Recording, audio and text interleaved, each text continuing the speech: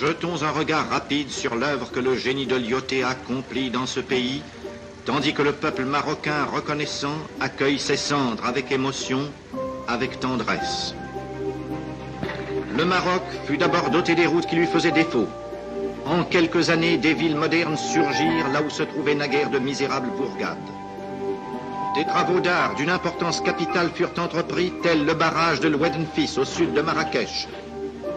Le sous-sol marocain contenait des richesses inemployées, telles les mines de phosphate de Kouriga, qui furent mises en exploitation par le maréchal Lyautey et représentent pour le gouvernement chérifien une source de revenus très importante. Le maréchal Lyautey a enfin favorisé la création de nombreuses œuvres sociales.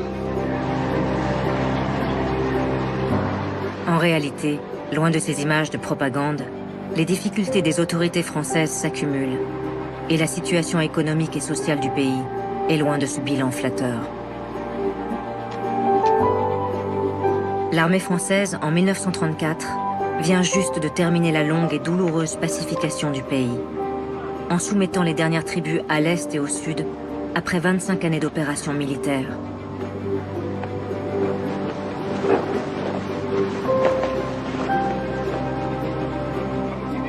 Une pacification qui visait à unifier le royaume sous l'égide d'un seul chef, que la France avait choisi, le sultan Sidi Mohamed, monté sur le trône en 1927 à la mort de son père.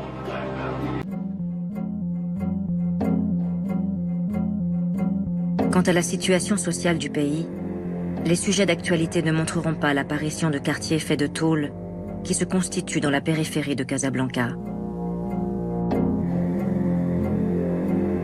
Un enchevêtrement d'abris précaires qui rassemble notamment tous ces paysans qui ne parviennent plus à survivre dans les campagnes et qui espèrent trouver dans la ville de quoi subvenir aux besoins de leur famille.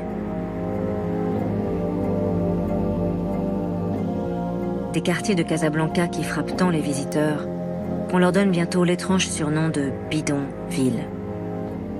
Pour rappeler que toutes les maisons sont fabriquées à partir de tôles de métal issues de bidons d'essence.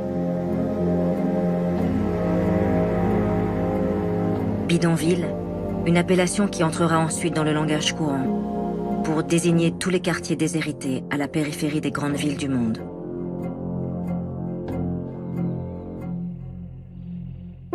En juillet 1934, la France organise en grande pompe à Nancy les funérailles de l'un des plus célèbres héros de l'Empire, le maréchal Hubert Lyautey, mort dans sa 79e année.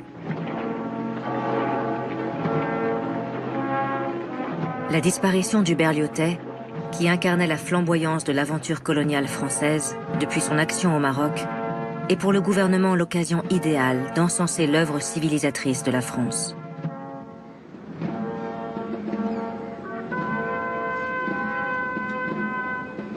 Le transfert de la dépouille d'Hubert Lyautey vers ce royaume qu'il a façonné et où il voulait reposer devient ainsi le prétexte pendant plusieurs semaines de vanter dans les actualités cinématographiques l'action du maréchal dans le pays.